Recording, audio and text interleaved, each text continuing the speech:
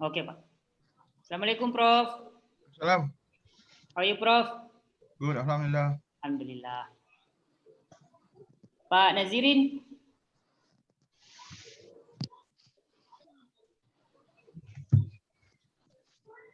On YouTube, on YouTube, on YouTube. We are live, Prof. Kasih anu kasih jadi pikan balik lagi saya host. Okay.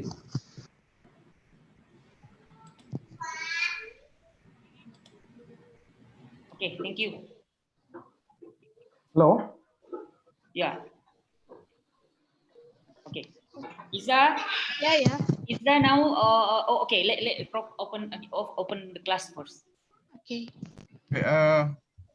Everybody is in already?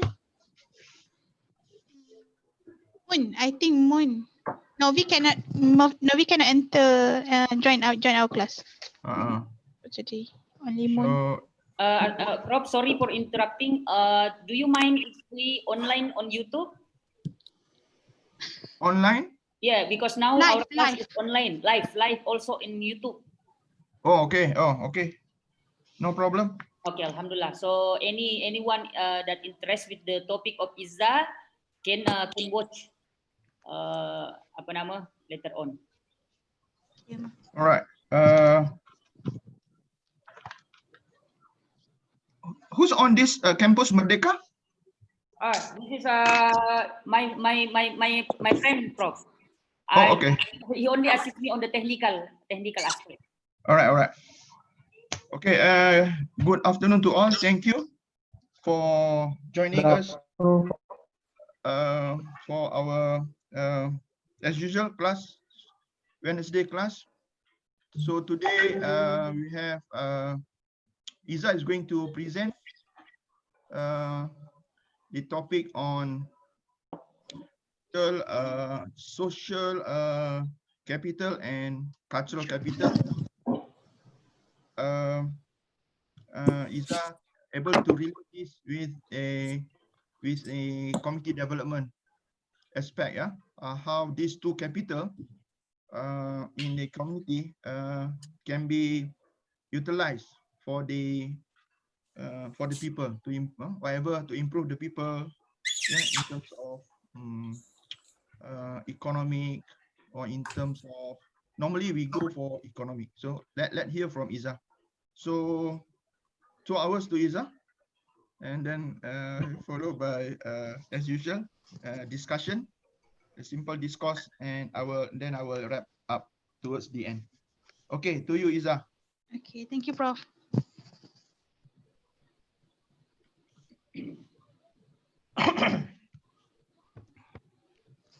Amma. Yeah. How I want to share the slide. First, open your slide first. Okay. And then after that share screen. Ada bagian bawah itu ada share screen kan? In the Zoom, right? Yeah, in this room. Okay. One participant can share at time. That one. Kejap. Yeah, that one. Just click that one. Okay. After that,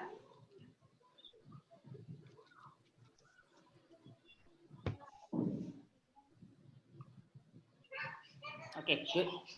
Okay. Can you see my slide? Started. Wait a minute. Yeah. Yeah.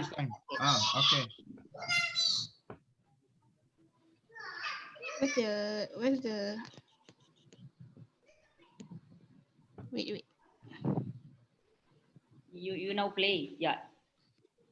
Kasih besar je.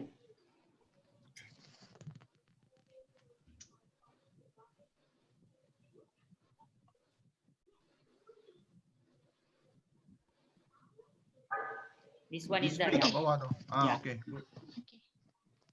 Okay, greetings to our prof and also my fellow friends.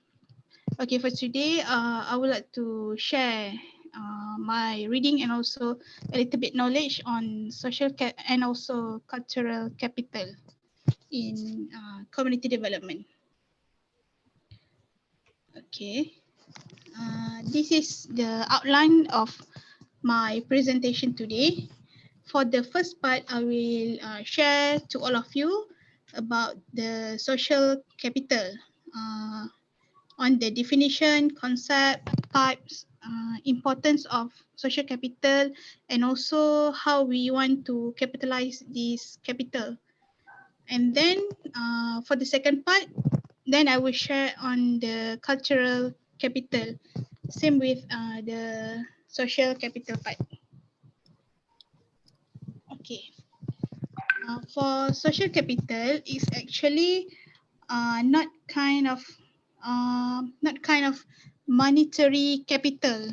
That's mean the social capital is not something that we can look at in objective way, such as the notes, the coin, or the money things. But the social capital, there is a very special capital in terms of the subjective kind of thing, like we can see the connection of the people, the network of the people during the specific time that we interact each other. For example, for how long we befriend with we take time to befriend with someone, and then the capital will be generate, will be increased by time. Okay, first let me do some definition from the, what we call that, the maybe sociologist Robert Putnam define social capital as the network or norm and trust that facilitate and coordinate the mutual benefit. For Bourdieu, this is the sociologist. He is a French sociologist named Pierre Bourdieu. He described that social capital as a relation in a formal and also the informal group, and also for the interaction and also the social identities that occur through the membership, and also the potential and access to be valued resources. For example, if we want to enter the higher education, we need some network or the relationship with people in order for us to grow, in order for us to grow. And then Coleman said that social capital include the trust, information channel, networking that characterize the community. What differ between each of these philosophers is basically Bourdieu stress on the race, the gender, the inequality part.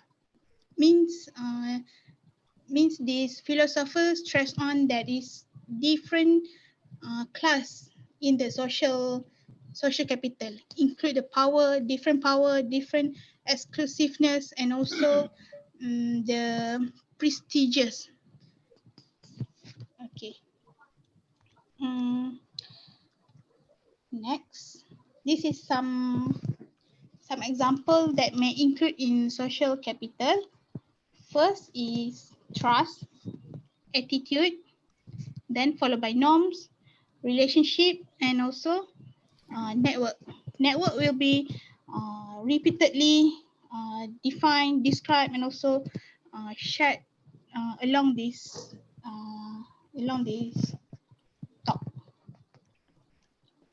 Okay. First, let me share about the concept of social capital.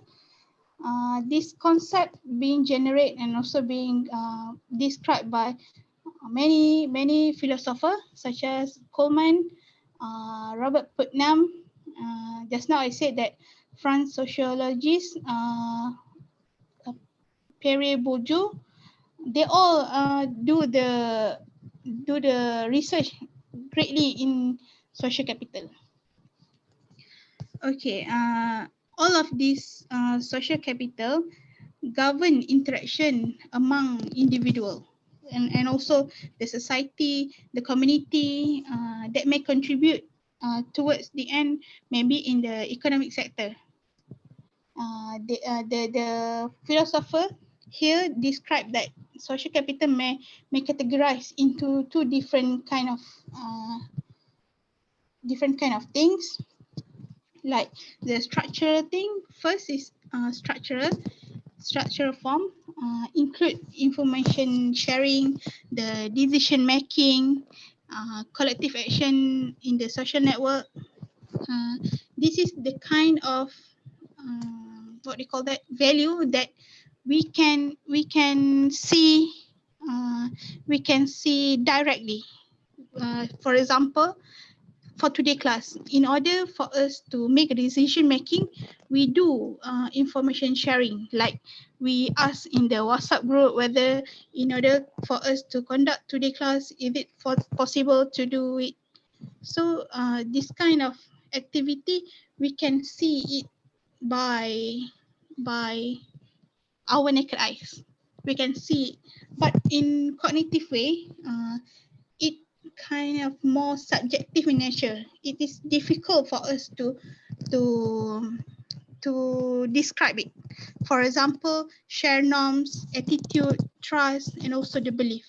How we want to measure the trust that I put in Amma. For example, for today class, I asked him whether Amma can help me to be a host for today's class.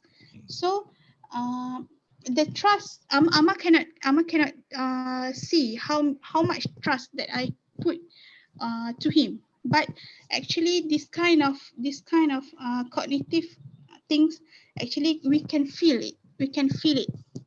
We cannot see, but individually we can feel the trust that a person put on us. Okay, then I will move to next slide, which is the types that involved in social capital. There is three types that may include in social capital. First is bonding social capital, and the second one is bridging, and third one known as linking. These three types of social capital actually consist of or define the bonding each other, the strength that relate them each other, the ties that bond each from one community to the another one community. Okay, I will describe one by one. Okay, let me first share on bonding social capital. Okay, for the bonding social capital is actually describe the connection within a group or community member. Okay, this type of social capital are built by using the strong ties within their connection, because there are maybe have a similarity in demographic characteristic, or they have maybe the same attitude, or and the another one maybe they can get the available information and also have the same resources in their community. The example that for people that have this kind of bonding social capital may include family members, close friends, and also neighbors. Usually, family members, friends, close friend, and even a close neighbor, the person that they are known as the person that can what do you call that, can provide us the material and also the emotional support to us. This kind of investment, I call it as investment, actually the thing that strengthen the relationship within the group members. When someone can provide us the emotional support, the material support, then we tend to have a really good bonding between them. Okay, let's move to the second type of social capital, which is the bridging social capital. It describes the connection between group or the community. For the bonding, just now I said within the group, inside the group, the bonding is occur, the relation occur within the group. But for the bridging, the connection occur between the group. For example, between the group A and group B. So Iza, yeah. sorry for disturbing. Okay, okay. Oh, okay, just 1 or 2 minutes. Good afternoon, everyone. I'm so sorry for not letting you aware since the first of our class that this session is live on YouTube. So if every one of you not do not mind with that, I can continue to record our class on YouTube lively. But if you think that it is not good, then I can just stop right now. It's okay for me, but depend on Prof whether we can continue. Yep. Emily, are you okay? Now it is live on YouTube. Are you okay?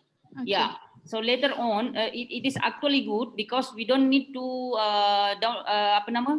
to download the recording from the Zoom. We can just directly refer to the YouTube later on if we need the file.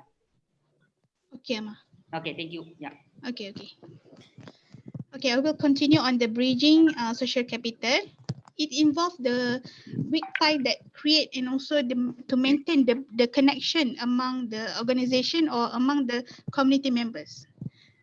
The social relation among this group consists that maybe they are not like bonding, they have a similarity, but for the bridging type, it is more difference. They have different each other.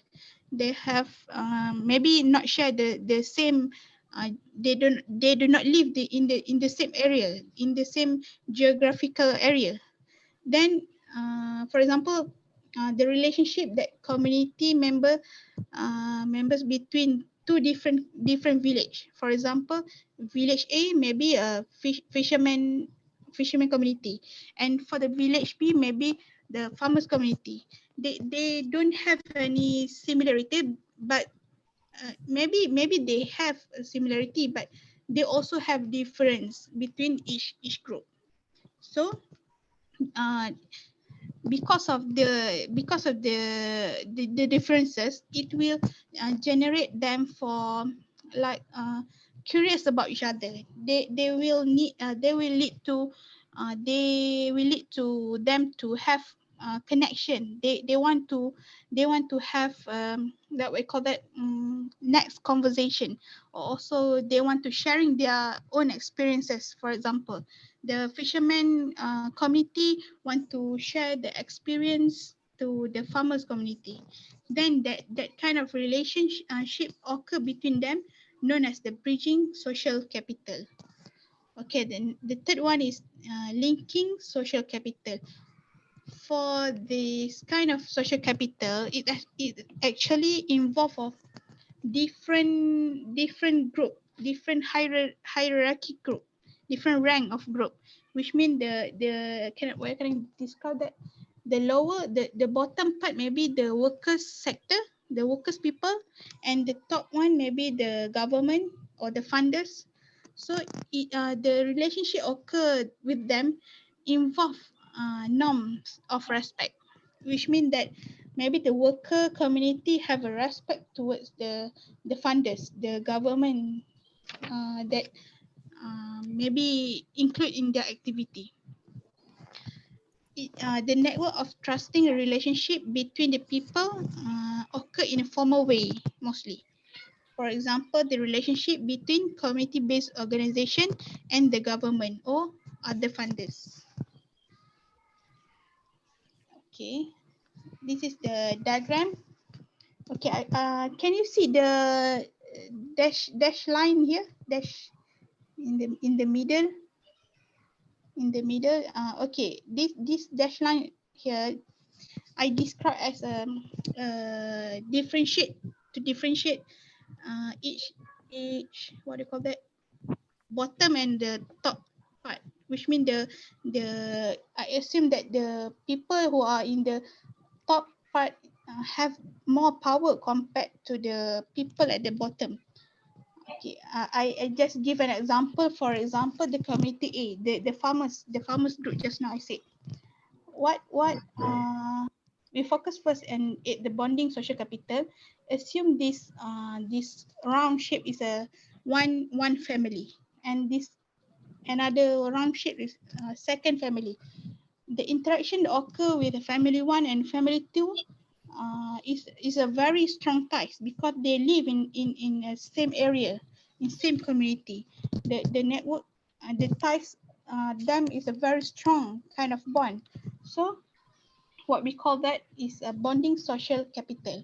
But when the relationship or the network occur between two different kind of community, which is maybe the farmers group with the fishermen groups, the bonding are apart.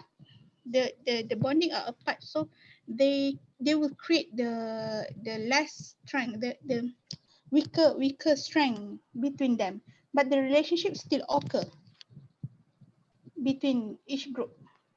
Then for the linking social capital is actually occur between what do you call that, can a vertical way, vertical structure in a vertical way means that the upper and the bottom part being interact each other. The upper part, we can give example for government institution, civil society, or formal authorities. When they interact with the community B, for example, the fisherman community, the linking social capital will occur. Means that it involves the respect, and in formal way, they will interact like that. Okay.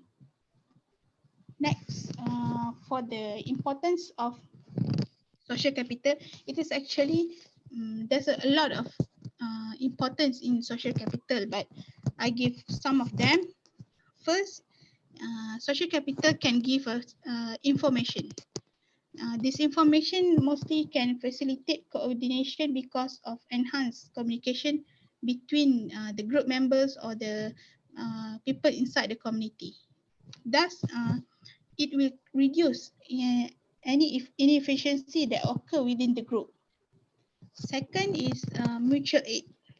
For mutual aid, it will be provide individual or groups in the community with resources to spread the risk or even to share the profit within their groups. Okay, the third one is collective action. It might be mitigates the effect of failure by facilitating or even permitting the quicker response for the next corrective measure. For the third one is solidarity, or known as maybe the empower. This kind of social capital will facilitate the decision making process by cutting shorter time, because if we have a good connection with other people, so we don't need to renegotiate each time we join or we want to do the new activity with the community. For the conclusion, social capital may promote the quality of life. Okay, this is how we want to capitalize the social capital. Okay, first is to build the relationship or the network between the community or between the member in the community. As we know that social capital is not a naturally come to us. We need to have or create the social capital at the first place. So it need to reproduce on an ongoing basis. Second, we need to provide some values. Some values that mean that a product of investment strategies. For example, if we already create the network, so we need to give them something. We need to provide them something.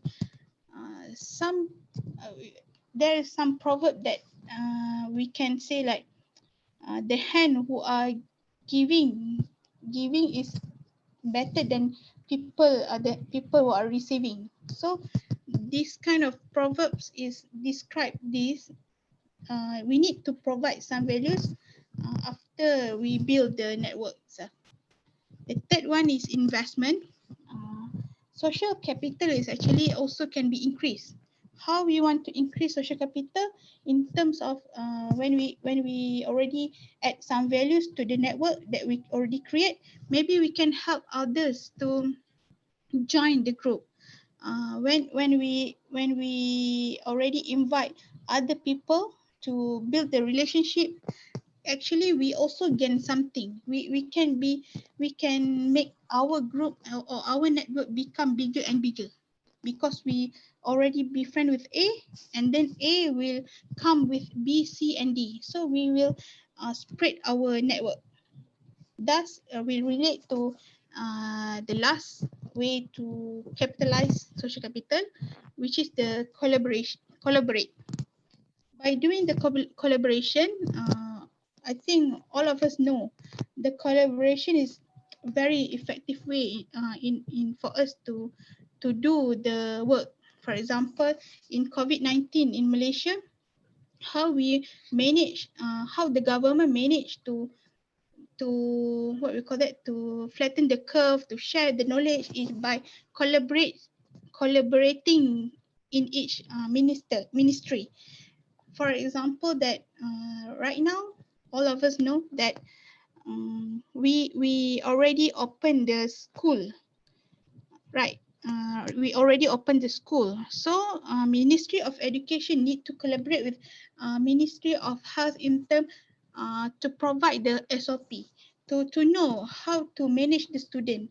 So if the Ministry of Education did not collaborate with the Ministry of Health, there will be some problem in the end of this kind of project or this kind of issues, for example. So collaboration is the best way in order for us to improve the social capital. Okay, then I move to the second part of my discussion today, which is the cultural capital. Okay, this is the definition of cultural capital by, just now I said that France sociologist Pierre Bourdieu, he defined that cultural capital as the accumulation of knowledge, behavior, and skill that a person can demonstrate one culture, competence, and social status. Cultural capital is a community social asset that bond a community together. Okay, there is some example of cultural capital, especially that occur in Malaysian country. For example, ethnic festival. Malaysia known with the multi-culture, multi-ethnicity country. We have Malay, Chinese, Indian, and many more ethnic in this country. So for each of us have some festival to celebrate. For example, in early June we celebrate the Gawai Day, the Gawai Festival, and also the Keamatan for Sabah.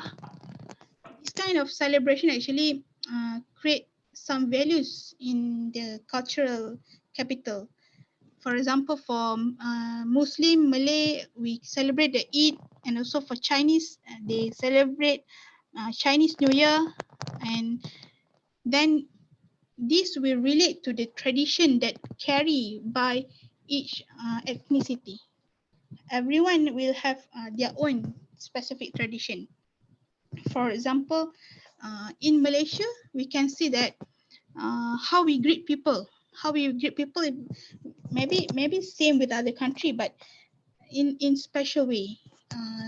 How we greet people, for example, in Malaysia, usually only men between them can shake hand. but a man cannot shake hand with a woman.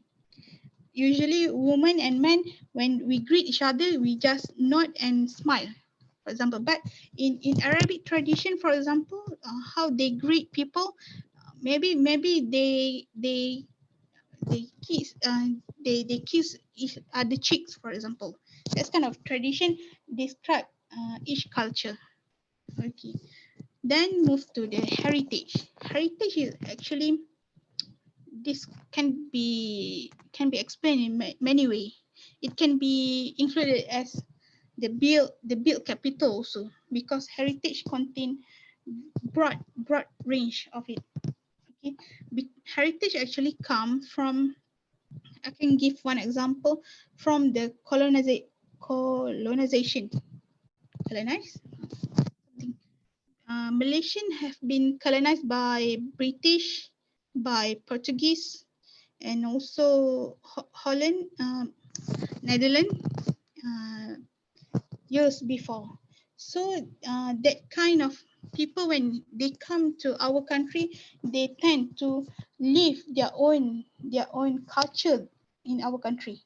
So that kind of mixing the culture become very special heritage to us. For example, we have different kind of lifestyle, different kind of folk songs, different kind of art that may be included in heritage. Okay, next, language and accent. For language and accent, actually being discussed a lot by the philosopher in community development. They always share on the language and also education part. What we can say about the language is, for example, Emily. Emily is Chinese, right? But we have also Chinese for Malaysian. So when Emily speak English, and also my friend, for example, Fang, speak English, the accent of their English is different, even though they are both Chinese. The way they talk are different. When we hear how they talk, we can actually know where this kind of person come from. Oh, this person is not even Malaysian, like that.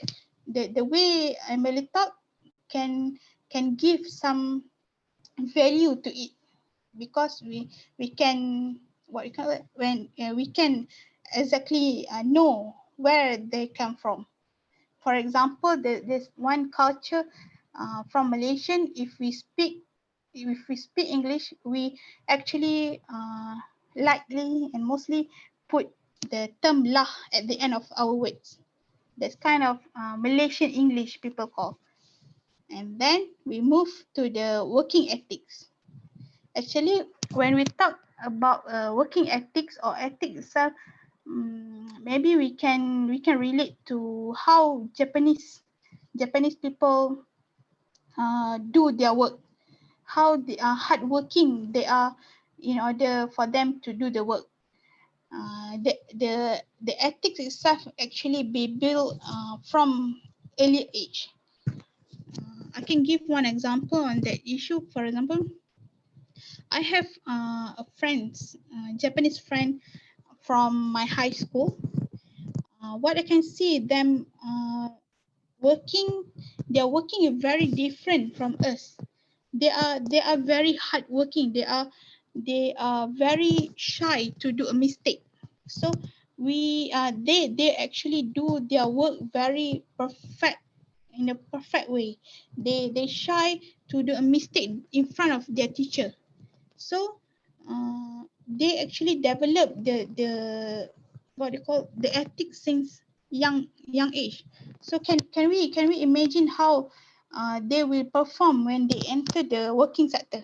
How perfect they will progress for their life. Then uh, honest. Okay, for honest, I will explain it later. Let's move to the concept. Cultural capital influence in the ways individual and also group defined in terms of other form of capital. And then the cultural capital also include the dynamics, the heritage are valued, and also how the collaboration of the races, ethnicity, and also different generation. Okay, this is what call that the cultural capital actually influence what voice are heard and listened to, which voice have influence in what area, and how creativity, innovation, and the influences emerge and also nurture. This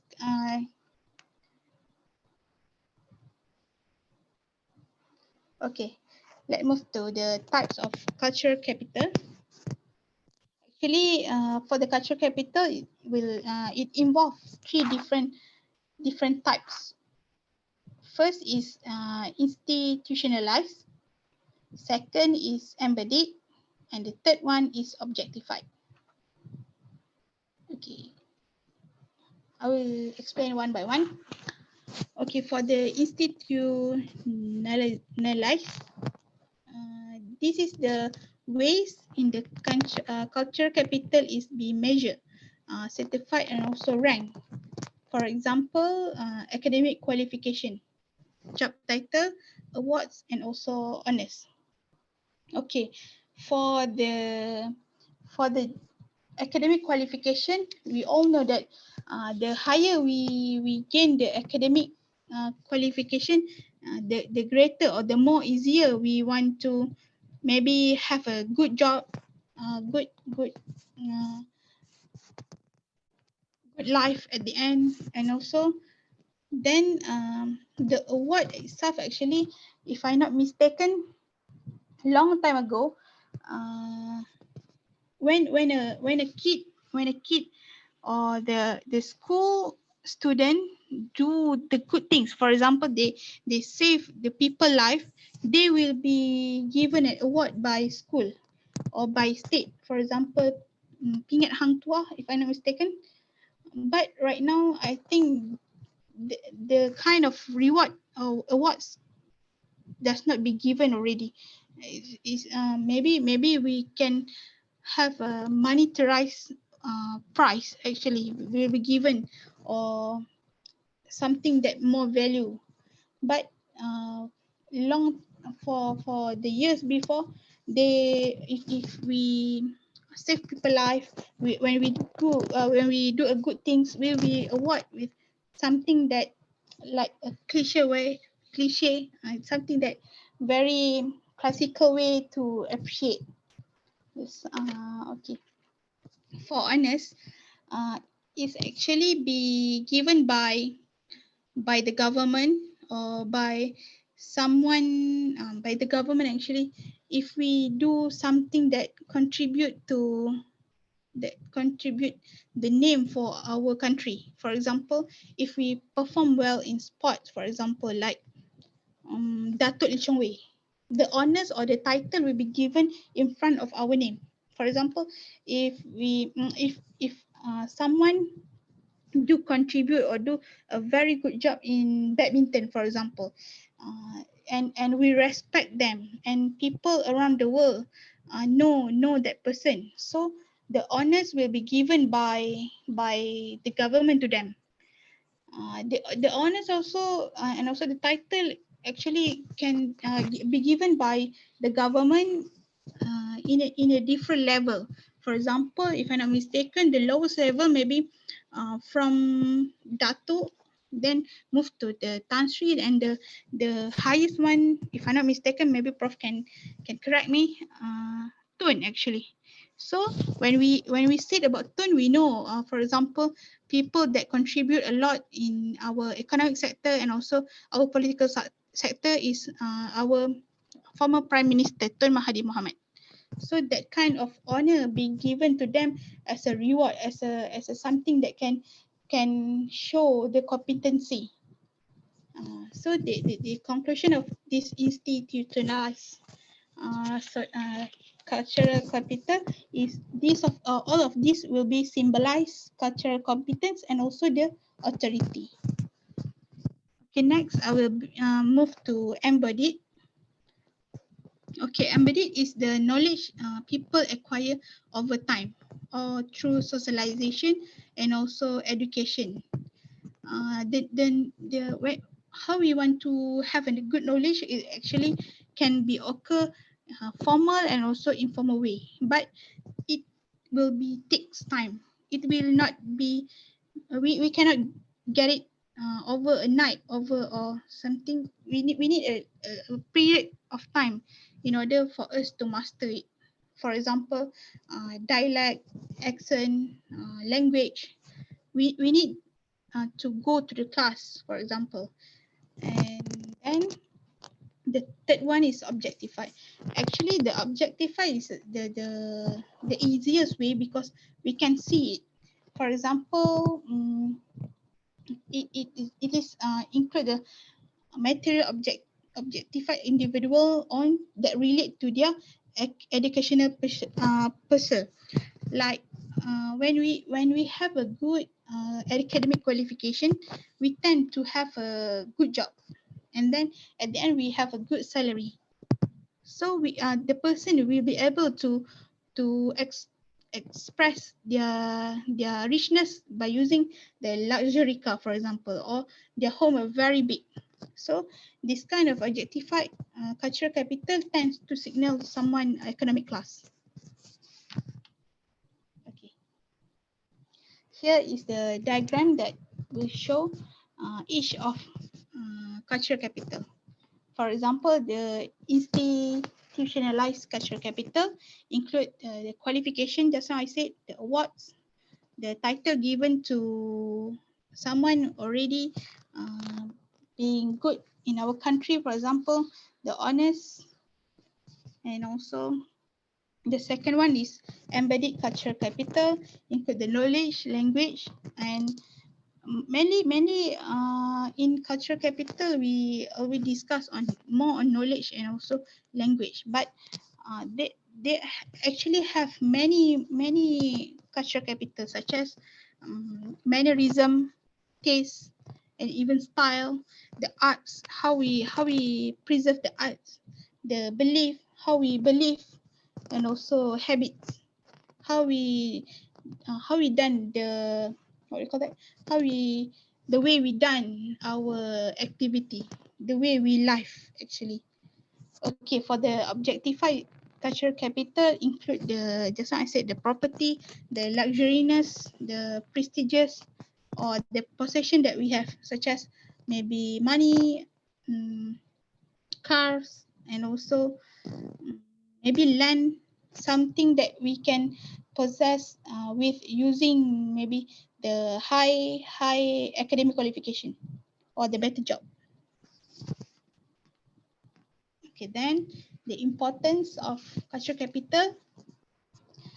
Okay, I will explain first on the education part. The education system will values the knowledge and the ways of people will be think. It might be passed through the families. When the person have a very high cultural capital, mostly the children will do better in their school because they possess it since they are kids. It will be continuous. The cultural capital will be continuous because they already have that kind of things since they are young. People will gain trust in their own abilities, and then also need to be creative. When we have a good education, we will get a better job, so the employment actually will be decreased. So it will also get a better in our country economic sector. Next will be the second one is income. Cultural capital is indirectly contribute to the income. Maybe it depends on the what we call that. We will get the profit on that. Okay, next we move to how to capitalize the cultural capital. First, we can do the investment. Investment in cultural capital is actually to create and also to sustain the values in tradition or our belief or even language. Okay, then we need to sustain the cultural capital.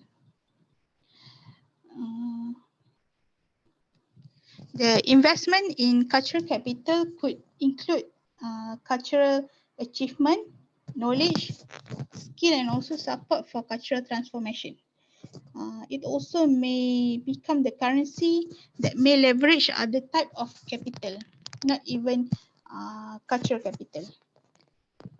Next, third one is increase the values, the incomes that we gather from, we sustain it. This investment actually may increase other value toward maybe the share of the norms, and also it will be strengthen social capital. I will explain it later at the end of our discussion today. Then the last ways to capitalize this cultural capital is by increase access to other capital through the appreciation of cultural attributes and through the cultural transformation.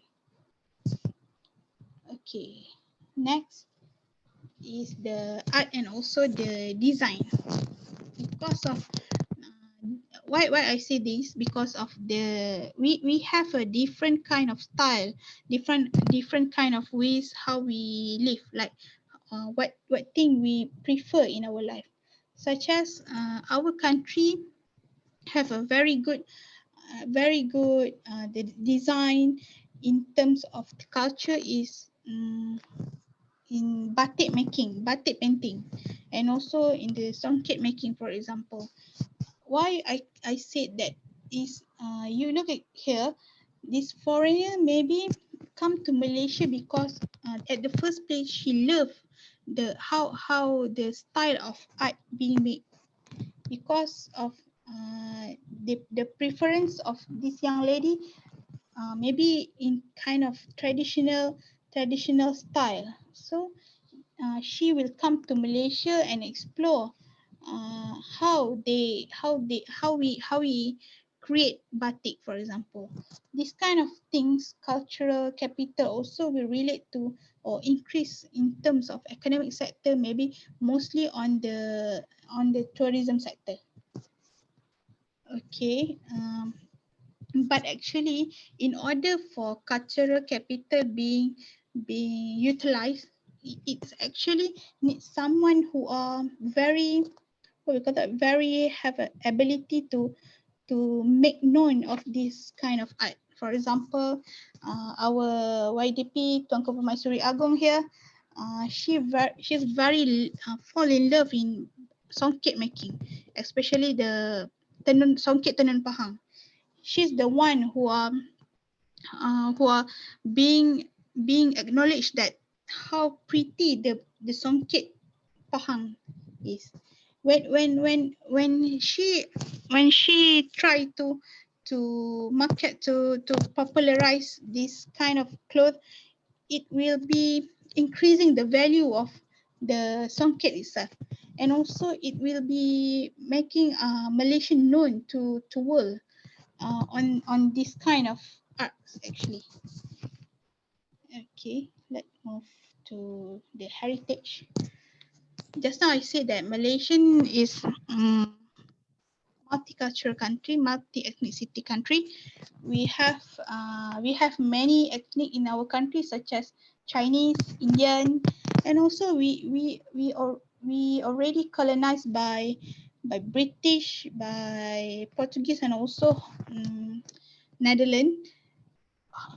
Everything that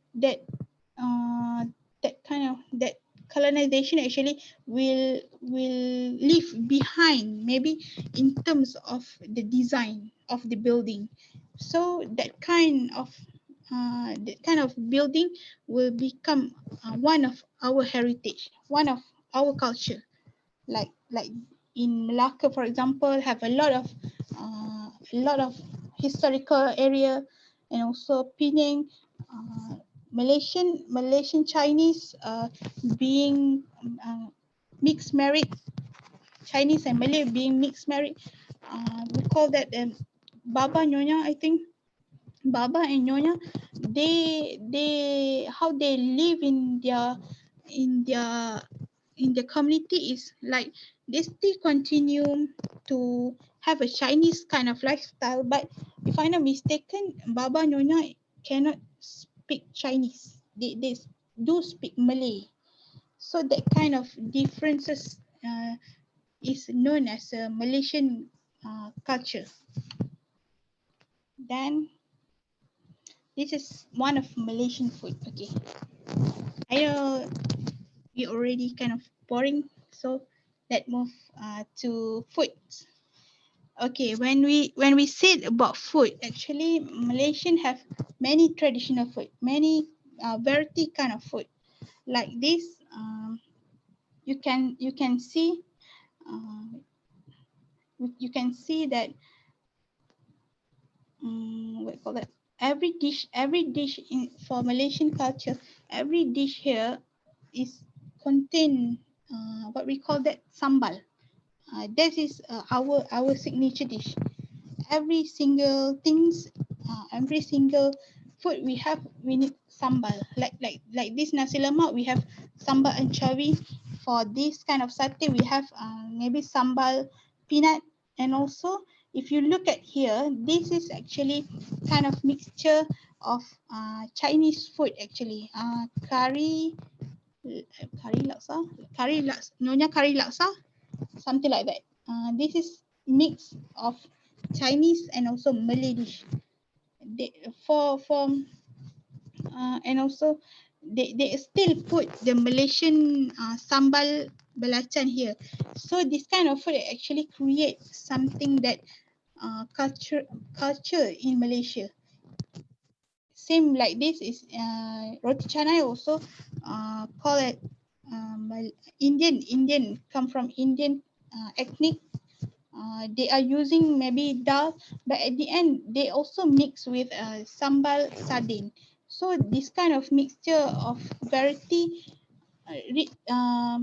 make a Malaysian food become richness with the value, the ethnicity. We are being uh, mixing the ethnic in our food actually. Okay, why I share you about food actually, because you can see here that this kind of single person, this kind of person that come to Malaysia actually at first, this foreigner, I think they are curious about how great are Malaysian food. Maybe they are curious. The curiosity make they come to Malaysia. For example, how spicy our food is. So they are interested to know what special Malaysian have. That's why I said that maybe food become one of the factor that may contribute for them to come to Malaysia. For example, this is Rhys William, this young man. How he being fall in love with Malaysian culture is in order for him to know about Malaysian, how great Malaysian food. He liked to wear Malaysian men clothes. For example, we can see here he wearing songkok, and then he also wearing sarung. Sarung is actually come from the Indian ethnic actually. So this kind of mixture in Malaysia, he become curious. He want to know. He want to try our culture. Then this kind of norm actually will be followed by the language. If you want to know that actually William Rhys can actually speak Malay language very well. After he lived in Malaysia for about, I think, I don't know if I'm not mistaken, maybe more than 1 year, he already can speak Malay language. So how the food as a factor can create, can relate and move from one to another capital, cultural capital. And then at the end will move to monetize or the money things. Why I said that all of this can be capitalized, because of you can see that all of these foreigner actually is a YouTuber, very famous YouTuber. They can make the money by using the technology we have nowadays, to use the YouTube as a medium to gain the money. They will actually improve their family life. For example, this is our Malaysian friends, very famous now during MCO. They already being what do you call that? Being mentioned in our Prime Minister speech last 2 weeks, if I'm not mistaken. Sugu Pavitra, they are very famous because they can speak Malay very well in their YouTube channel. They can cook. They have skill how to cook Malaysian dish. For example, they cook Malay tradition and also Indian culture food. They share in a Malay language. So the language itself is a very important for people to willing to know, willing to hear, like that. This younger Japanese couple also being curious how Malaysian very great in life. They tend actually these foreigner are very curious to try Malaysian norms. You can see that they want to try to use our culture to eat by using our hand, by using hand, actually, because we know that foreigners actually they are eating by using maybe fork and also knife, or for Chinese maybe they eat by using chopstick. So in order for them to get know of our culture, maybe they're willing to try our behavior, our culture at first place. So that's why I said food is actually become a factor to contribute to the cultural capital, and also at the end will also produce the money kind of capital. Okay. Okay, this kind of diagram, actually I get it in terms of the language and also the, what do you call that, the education sector.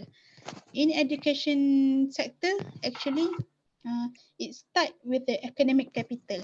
This the relationship between three capital, starting with using economic capital. Why the author said like that? Because in order for them, or in order for the people want to gain the cultural capital, for example want to master in for example Mandarin language, they need money to send their children to school or to the special class, to Mandarin class, for example. So in order for their kids to master that language, first they need monetized kind of thing. Then the kids will be mastered in for example Mandarin language. He can be able to being being a very good person in their social, in the community, and the people will acknowledge it. So the networking that occur between the community will be increased. So that's why it will be rotate or also increase the into the economic capital. This kind of cycle will be rotate or continuously being played in the society. But actually for me myself, I can say that this is not only can be started by the economic capital, or need to be started by social capital. It can occur either way. It can start by using maybe cultural capital and then followed by social capital and also increase the academic capital. So it can be started in either way for me. Okay. Oops. Then the reference that I use,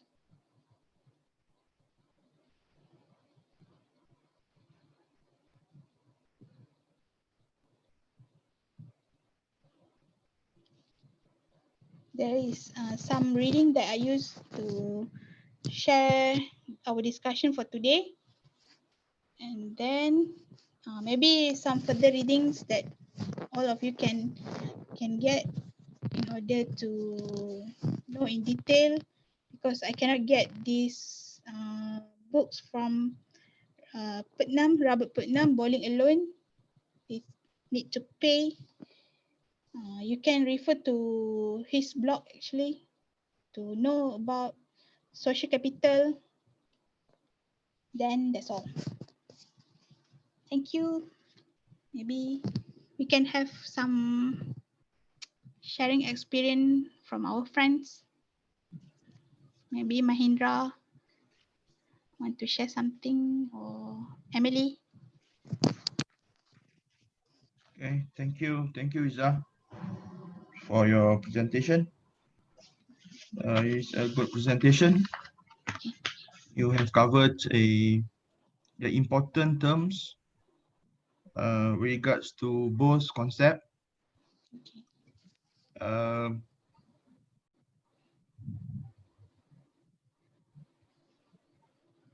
What is this? This is today's topic. I cover only social and cultural capital, but Novi will follow next week by natural and I think build capital. Okay, all right. Okay, any question or any additional point to mention or comment? I open to the floor first. Let's say in the chat, is there any question?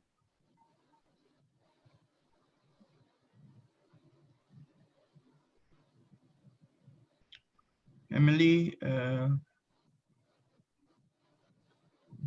can't see Moon's face. Mahinda is there. So please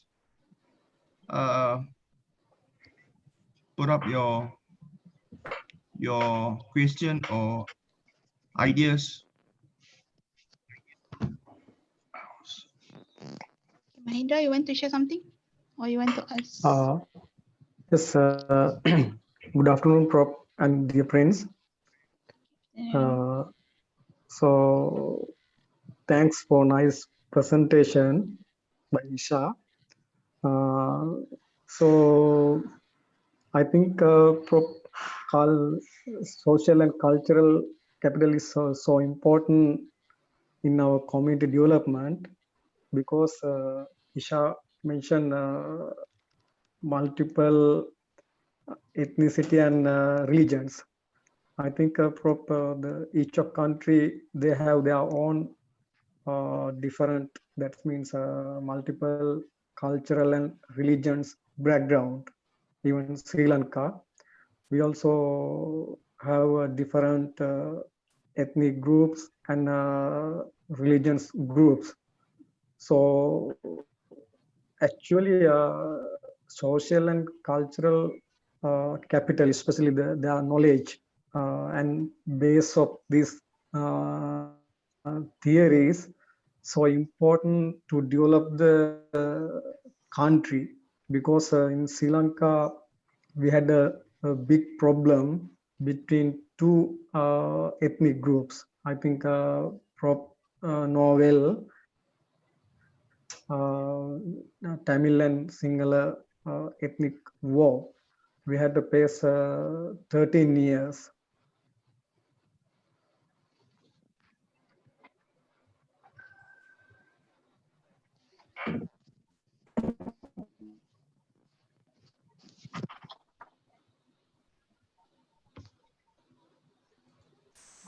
Hello. Okay, Mahindra, we can hear you.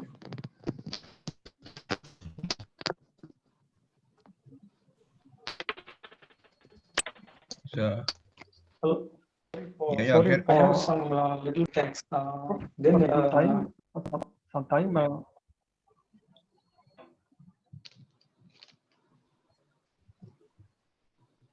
So, can you hear? It's not clear, Mahindra.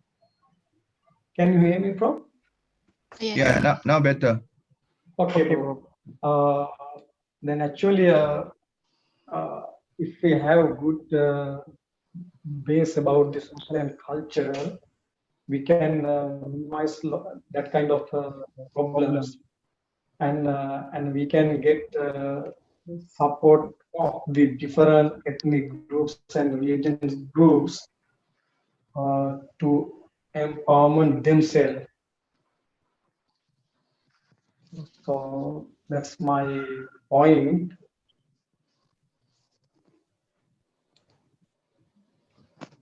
Okay. Emily, any ideas on these cultural capitals or social capital?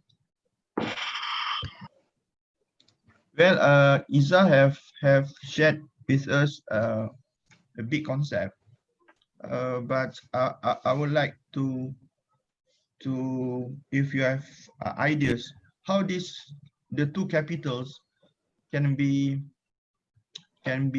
positively manipulated to develop the community. That is the issues now. We try to relate it with the community development. So this subject is community development. Yeah. What is, or I put it in other ways, question. How these two capitals, why is these two capital important with regards to community development? Yeah. How can you see? Well, Iza, towards the end of the presentation, when she talked about the types of capital, cultural capital, towards the end, the example that you put up, that can be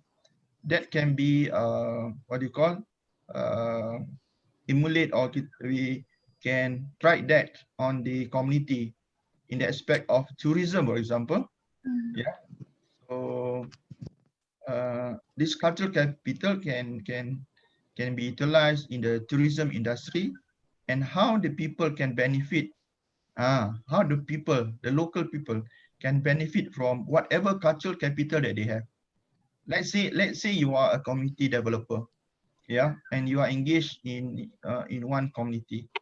So there are so many ways to develop the people.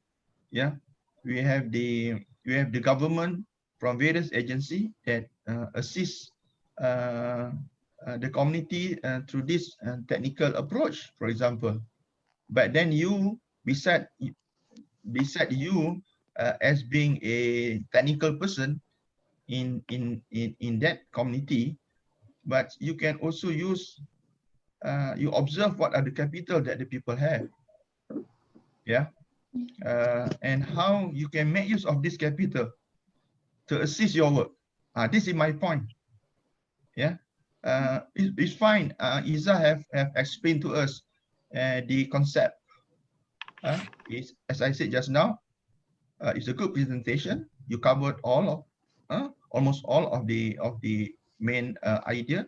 But then how this capital can be utilized in assisting your work as community developer to improve, or to improve the quality, the living standard of the people, or to improve the economic community of the people.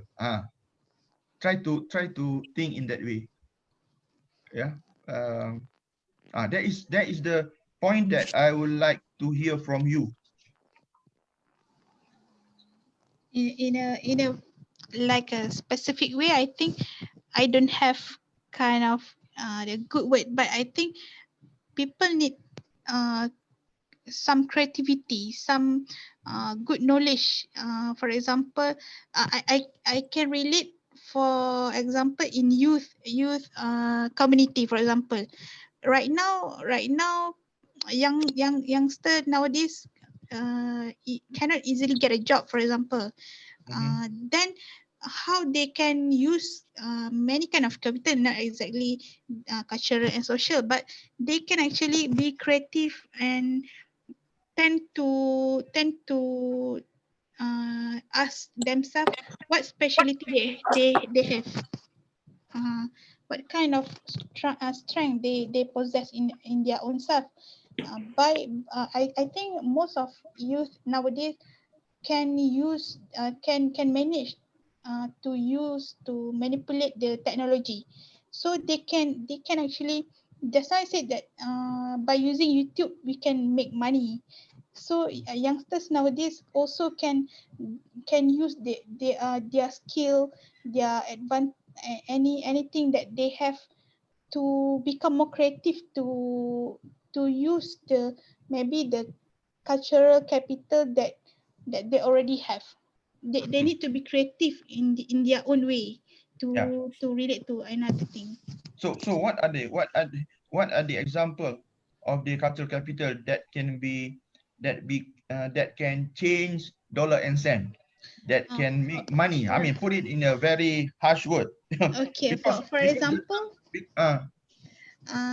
maybe arts, seni like arts, okay, maybe the song, the folk song, for example, okay, the good. very traditional kind of song.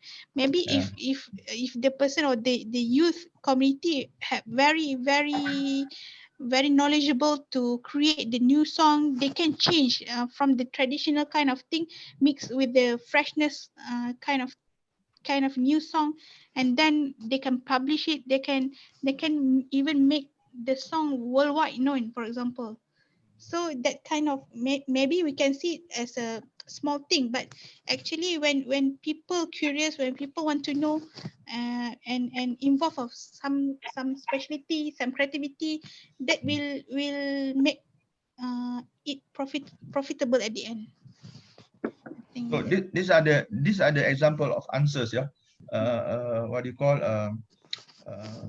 you know the concept, what it's all about, then you try to identify it within the community that you are working with, and try to make sense of it. uh, People might not see that culture, that community culture or community arts can gain and change into dollar and cents. Yeah. So as community developer, so these are the opportunity for you to tell the community that, hey, come and look, you have this community arts thing that other people don't have. Yeah, how can we capitalize this, and you get the return, and the return is go back to the community. So these are the thing. Yeah. Well, that's in terms of community economic development. As you showed just now at the triangle, yeah, the interaction between the social capital and the economic capital and the cultural capital. So these are the interrelated between capitals. And in the next coming week, when we are talking about build capital and what else? Natural, I don't know, I forget. Natural capital. Yeah, natural capital. There are another form of capital where the community can capitalize it.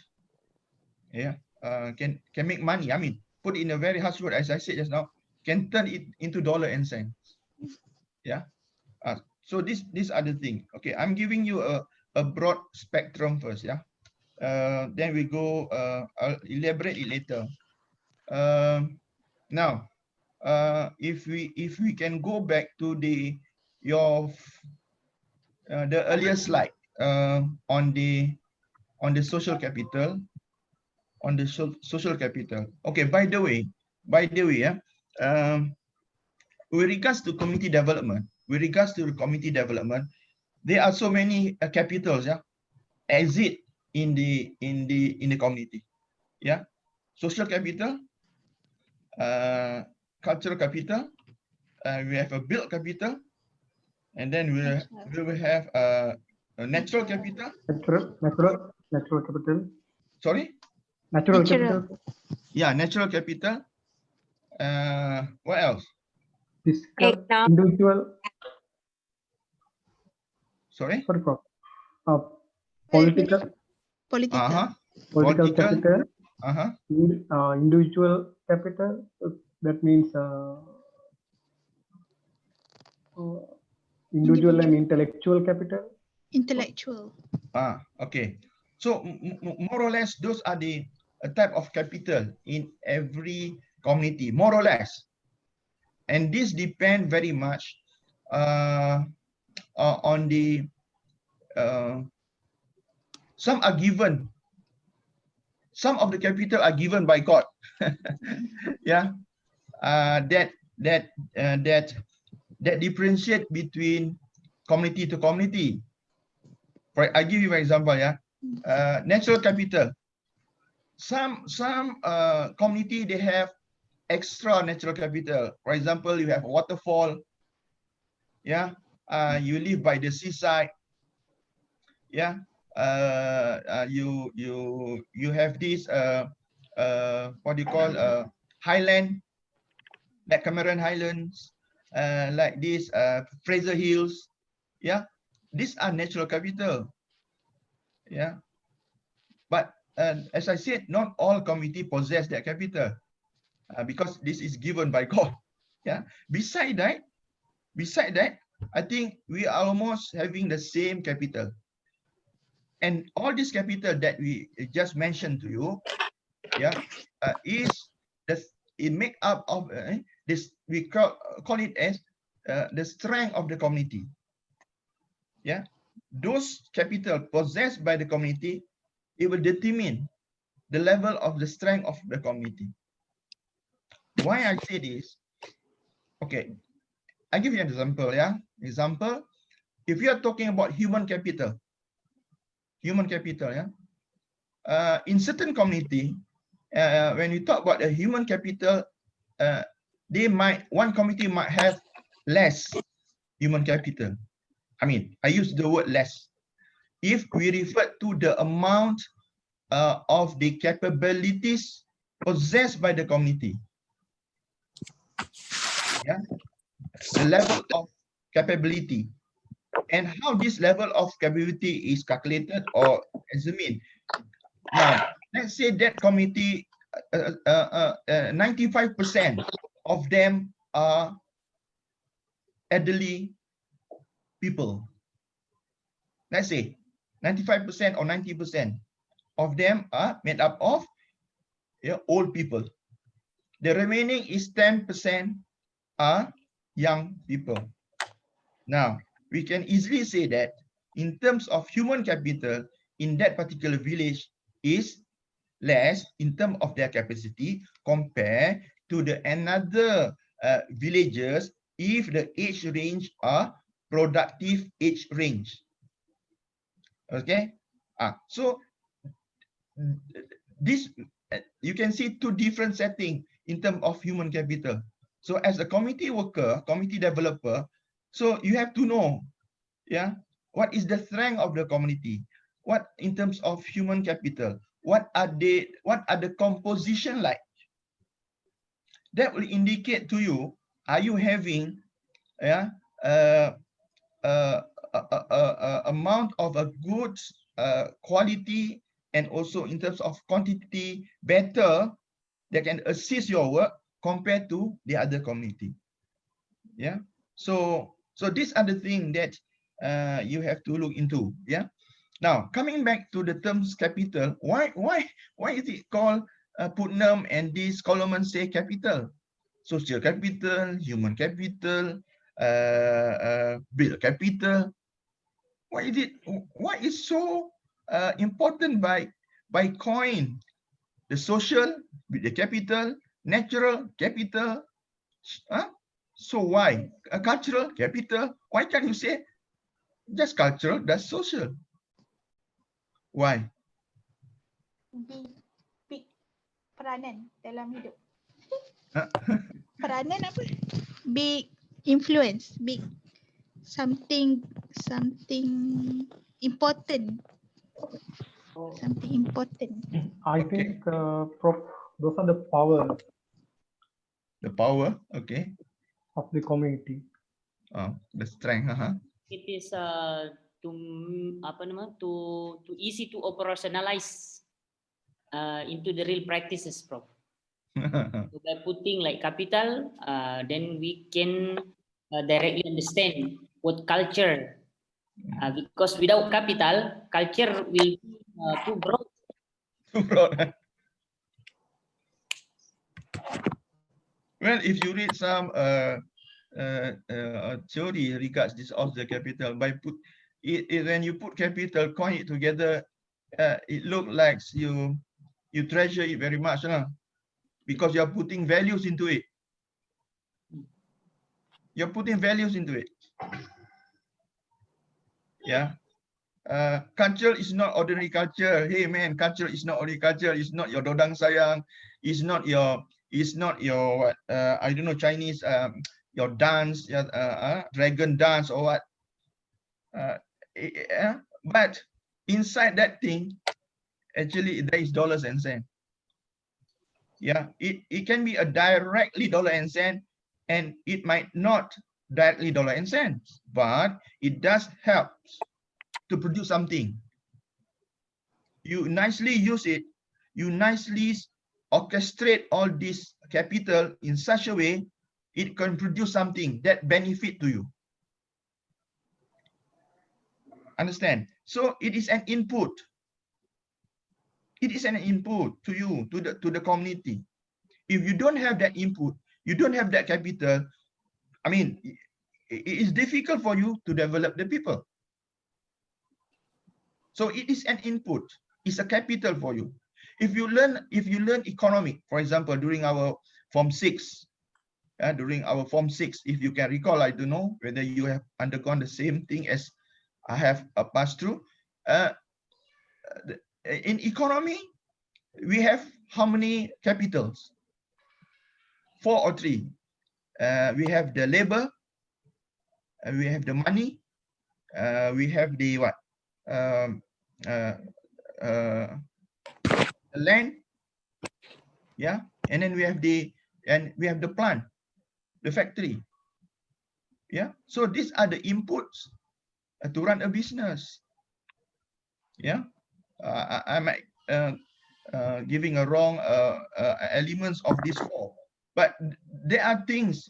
There are the main things as what we call as an input for the economy. That when you maximize, capitalize this properly, we can gain the profit. Yeah, so that one, if you define it, you operationalize it along the economic thinking. Yeah. So similarly, with regards to what you are talking about today, all the capitals. For today, only 2. The next week, there is 2 more to present. And all these are inputs with regards to develop the community. Okay, yeah, just have that in your mind. It's an input. You use this input nicely, or if you have the input and you use it nicely, then you will get some output. Yeah, so the output can be dollar and cent directly, or it might not produce dollar and cents, but it does give benefit to the people. I give you one example. We go layer by layer. Now, first we go to the capital, social capitals. Yeah. Isa have nicely defined it and array it in the types of social capital just now. You refer to Bodium, you refer to Putnam, you refer to Colemans. Yeah. Okay. Different scholars will define differently, but the bottom line of this social capital is looking at relationship, is looking at the about the trust of the people, the quality, the social quality of the people. Put it in that way. Yeah. First is about relationship. The second one is about the quality of the people. What are they? They are the trust. Yeah. One of the scholar. Yeah. They put the trust. Those are the quality of the people. If people don't have trust, well, it's very hard for you. Yeah. And the what else? The subjective element just now. Yeah. Because in social capital there are two, the subjective elements and subjective element and the objective element. The objective element, how people can make decision. It's about quality. Yeah. So these are the things that people, when people talk about social capital. And later after that, another concept, bonding, bridging, and linking is well defined. Yeah. Bonding, for example, what is bonding? Is looking into the how close is your interaction between peoples in the community. If you don't have bonding, it's not an input for you. Yeah. I don't know, not in this class, in my other class, as a community developer, when you want to develop the people, among other things that you want to observe is looking at the bonding of the people, the bonding of the community members. Yeah. If peoples in the community is not well bonded, the social fabric is loose. Yeah. They are not interacting well. For so many reasons. For so many reasons. Different political ideas, different mazhab, yeah, different orientation of thinking, then you have problems. People, I'm referring to you all if you are becoming a community developer. Because the input is not, is what? How can I say? The input is not good. Put in a very layman's words. Yeah? The input is not that good. How can you develop the people if they are divided? Boleh ke? Is it easy? No, it's not. Difficult. In one small community, if they are divided due to something, as I mentioned just now, that means the bonding is not good. That means, if the bonding is not good, then how you can work with them? Difficult. So most of your energy will try to put them together. Well, there is another job lah, to put them together. But you need them to assist you in developing the groups. And remember, the principle of community work is that you have to work with all the groups of the people. You cannot choose. Remember, I said last few weeks, if you just working with one or two groups, since they are divided, the bonding is not good, and you also take side of just dealing with 3 or 4 groups, you left the other 3 groups, then you are creating enemy. Remember? Yeah. Without intention, you are creating enemy. Then you have a tough time. That's why I say, with regard to social capital, that is why we call it social capital. It's an input, a valuable input. Yeah, you cannot buy this one. Yeah. So okay, with regards to bonding just now, if you don't have a good bonding, that means you don't have a good input. How are you going to use, for example, self-help approach in your work if the bonding is not good? You remember during your presentation last time, the characteristic of the self-help is the communityness. They how good they are interact, how close they are, yeah, how associate they are. This is about bonding. If you don't have a good bonding, it's very difficult for you to have a self-help approach in community development. So that's why this is why the importance why people use the term capital in social to coin it with social. Yeah. Similarly, in bridging just now, bridging is connection between groups and community. Yeah. How well are the groups interconnected together? Yeah. That one, you start with bonding first. If you have a good bond between the people in the community, so by right, they are also easy for you to bridge them in between. Yeah. People are divided according to age, for example. People are divided according to gender. People are divided along the ethnic group. Yeah, along the some religious ideology. So even then, if they respect each other, that means the bonding is there. Now, when there is bonding, then easy for you to bridge them together. Let's say you want to have come with an activity, that you need to have a mixed group in terms of age, because such project needs to have a mixed group. Yeah.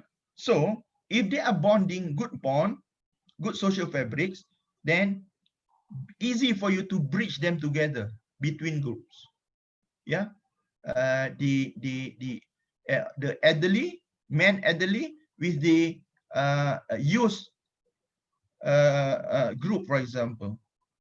You want to collaborate them together, because the old people, they have what they call wisdom, for example. You need their wisdom, and then you want to have people with energetic resources is from the youth group. Yeah, so you bridge them together. So if they are easily being bridged together, yeah, so this is a good input for you to run a project, to develop the people. Yeah, so these are the what do you call the I call this one as the ingredients, ingredients, or that's why I said it's an input. Yeah, that can assist our community works initiative. The last one is linking. Well, linking is very hierarchical in nature. Yeah, you link the community with the higher level authority, or you are linking the community with the agency outside. Yeah. So put it in the general understanding is that if the linking is good between the community and the authority, then initiative for developing the people, the community, is relatively easy, yeah, to conduct if you have a good linking. Why? Because again here, as what we understood is that social capital is an input to assist our work in developing the community. Well, the linking, of course, is not only with a government sector, it can be with NGOs. You must remember this. It's not only between linking with NGOs, it can be linking with a private entity. Yeah, for the social corporate responsibility initiative. Normally the private will come. Yeah, the Shell, for example, if you read what you call community development in certain part of the African country, yeah, the oil company, big oil company is giving their CSR, yeah, to back to the community. These are where the linking, the community provide the bonding just now, the community provide the bridging, and then at the upper level, the linking between the community and the private company, yeah, will make will what do you call will assist the community with all these resources. Yeah, so all in all, what I can summarize is that well, we need to have a good social capital, yeah, to as an input in our process to develop the community. And this input must be inside the community. When we say bonding just now, this input from the community, inside the community, and the linking is the outside community. And this is a good explanation back if you refer back, if you have managed to read a book, a classical book written by Batten, and also Murray Ross from US. Batten is from UK. Murray Ross. These very classical books, and this forefather for community development. It does say that if you want to develop the community, you develop within the people, and if you need assistance, then only you search from the outside. So this is where the bonding thing inside the community, the bridging is important within the community, and for the assistance wise, so this is where the linking, we need the linking. Yeah, so that is the whole gist of community, the importance of social capital with regards to community development. Well, Iza have give you a macro overview of the community. As I said, the terms, the importance that what you have read them just now, but I am try to fine tune it with regards to the community development. And I hope the next presenter next week, when you talk about the natural capital as well as this to build capital, I hope you can discuss it along this line. Yeah, so easy, so that you easily for us to grasp. So any question on the social capital before I move to cultural capital?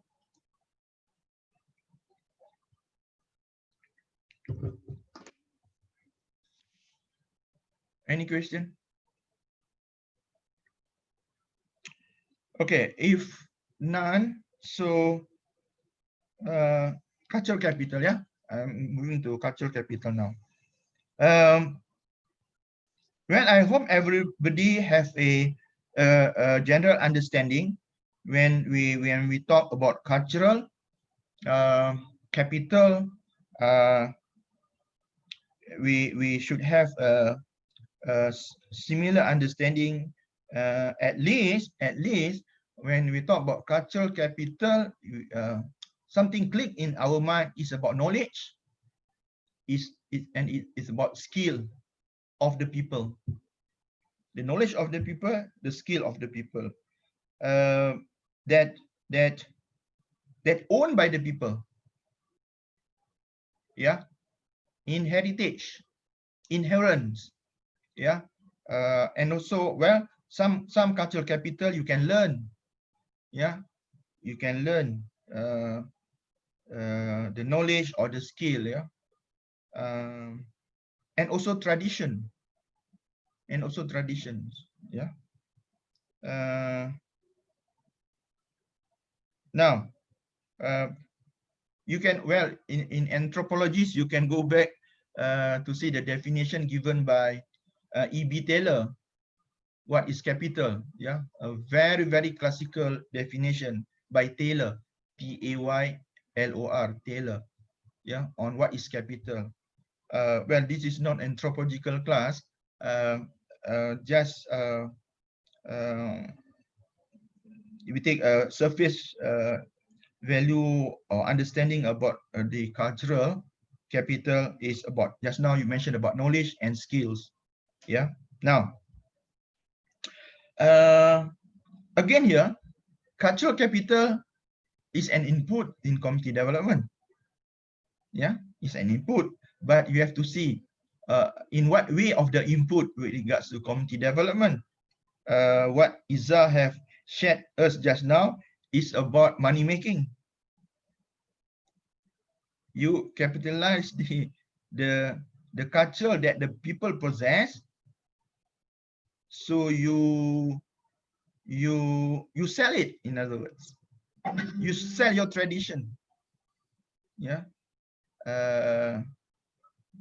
Let's say about community arts. Community arts. Yeah. Oh, before that, reverse. We still talking about the concept. Yeah. When you talk about cultural capital, you have to also have some knowledge about the term mantifact and artifact. Mantifact and artifact. What are the mantifact? The mantifact is something that you cannot touch. You cannot see. Yeah. For example, about belief, idea, and values. You cannot see the values or the belief or the idea of the certain people, but it can be manifested in their action. Kan? Okay, that is mantifact. The other one is artifact. Artifact are object produced by the community. Yeah, artifact that produced by the community. What are they? If you can recall, in Iza presentation, towards the end of her presentation, when you she share to us about food, that is example of the artifact. Yeah, songket, the weaving materials, yeah, specialized by certain people, those are artifacts. Yeah, the aborigines. Yeah, I think each country you have your aboriginal people, yeah, indigenous people, and they are divided into different ethnic groups, and they have their own community arts. They have their own dance, music instruments, their products. Yeah, what they can make, the beats, yeah, and all this stuff, so that they can that show their identity. Yeah, so they can sell it. Yeah, they can sell it. So these are the things that why we say it's a cultural capital. Yeah. What else? Community arts.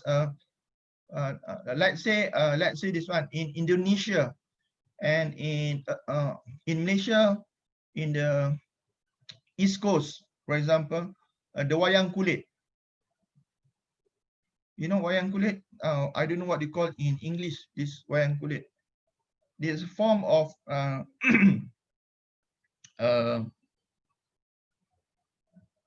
community arts, but in that involve music, and they have a puppet made from made from this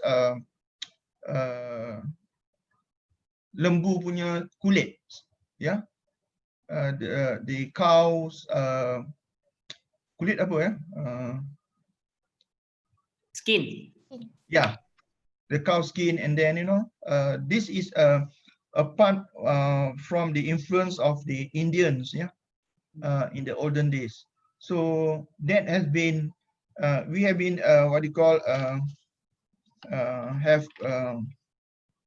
where the process of socialization and whatnot, acculturation. Then we have our own wayang kulit, and that is the arts of the community. Yeah, for example, in Malaysia, for your information, Mahinda and Amelia, each country they have their own community arts. Yeah, and this you can sell this. Yeah, you can sell this. The art that you have. Have you ever experienced going to a homestay? Some homestay in Malaysia. If you go in groups, yeah, and the operators of the homestay will bring you to the community, and if the community have their community arts, they will perform for you. Yeah, or even if you have experience going to Korea, for example, or Japan, or Taiwan, yeah, or even China, yeah. If you go under a tourist agency, they will bring you to this community arts village, and they will perform for you, yeah, all these arts. Of course, this is not free. You pay in your package. You pay in your package. So this is where, as far as community development is concerned, how can we turn this community arts, what the people have, to dollar and cent? Yeah. Okay, now.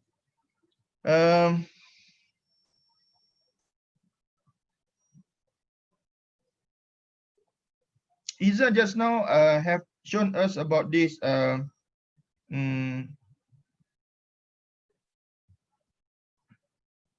the three type of community capital. Yeah.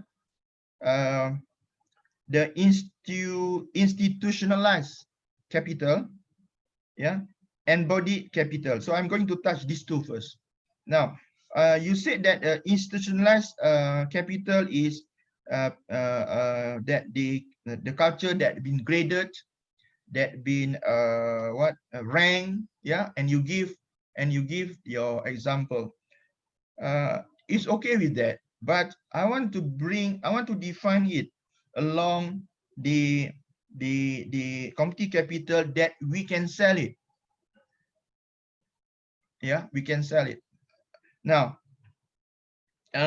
for example, yeah, with this institutionalized capital, yeah, Malaysia, they do have this national culture, yeah, kebudayaan national, yeah. I don't know whether Indonesia or China, you have gazetted a certain cultural as national culture. Yeah, for example, Malaysia, we have our national culture policy. Yeah, so and so we have a national song, for example. Yeah, so and then we have a national food. Yeah, so when you coin this national culture, national food, then this is where you institutionalize the culture. Yeah, you institutionalize the culture. That at the federal level, di peringkat national. Now, it depends how your country are being managed or admin. Yeah. For example, Indonesia, we have the higher level is the presidential level.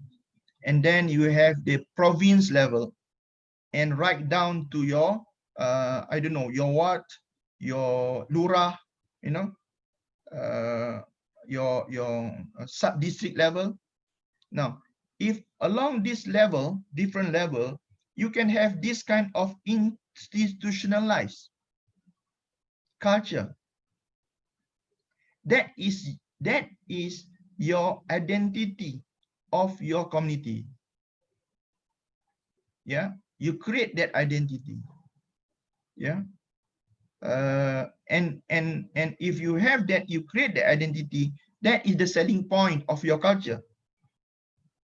That is selling point of a culture. Yeah.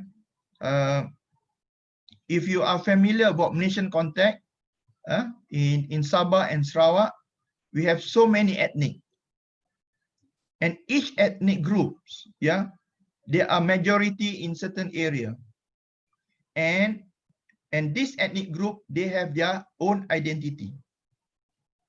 Yeah, their dance, their food, and also their craft, handicraft products that easily distinguish between the ethnic groups of the various community in Sabah and Sarawak. Now, all this is the additional point, yeah, when we talk about cultural capital. Yeah, it's about your identity, and this Adi, you can sell your identity. Yeah, if you hook it with tourism agency, or if you have your own cooperative in that particular area, that you give inputs, or is part of your strategy to sell the community segment, yeah, of that particular community. So these are the things, yeah, that we have to take notes when you try to match it with the concept of what the scholar have said.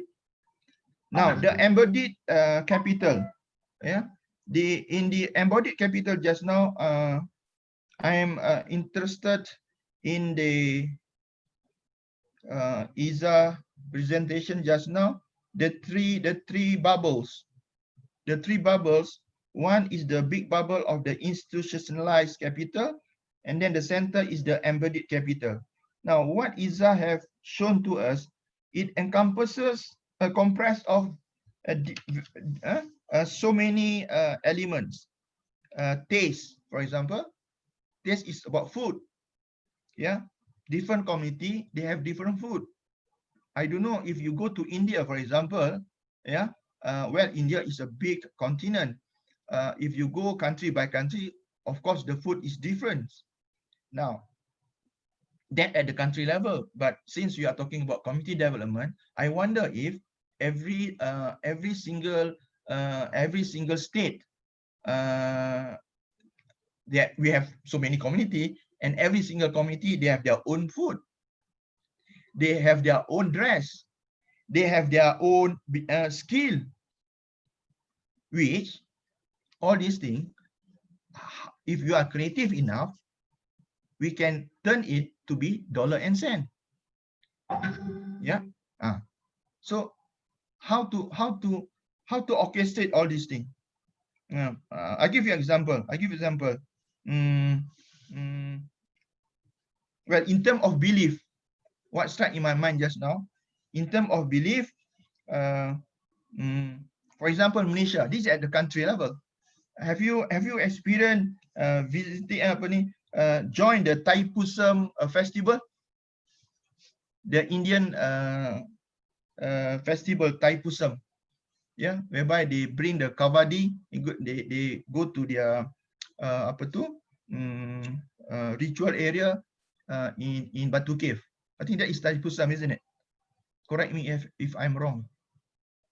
Thaipusam, yeah, Thaipusam. It's not Difabali. Difabali is another one. So this is the attract tourism all over the country, and also abroad. Yeah, just showing how the people's the Hindus performs, yeah, their what their belief during those particular 3 days or 2 days, yeah. So it attracts tourism.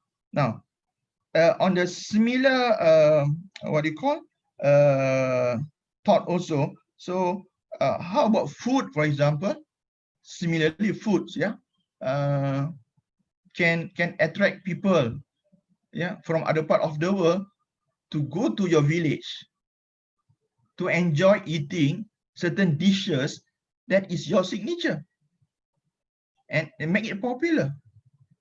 And this is again when you're able to bring people to come to your village. This is just like getting a foreign money pouring to your village. They buy things, they eat, they pay. So this is I don't say this is like a foreign investment, but you gain something from outside for your people.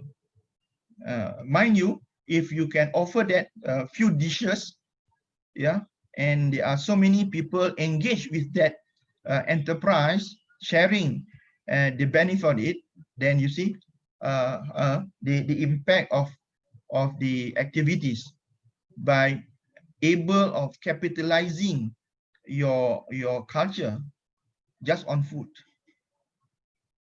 Yeah, in the morning they come there and eat your food, and then after eating your food, you have certain traditional music you can perform. So they go somewhere else to hear the music, the gamelan and whatnot. Yeah, the fine arts. And then after that, you have something to show to them how to bake traditional food, hands-on. Yeah, hands-on baking. I don't know. So experience it.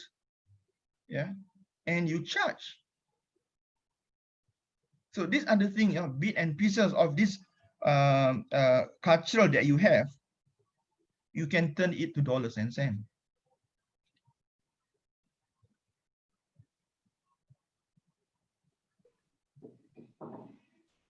Prof, can I ask something? Yes, please. What is the difference between asset and capital? Are they the same thing?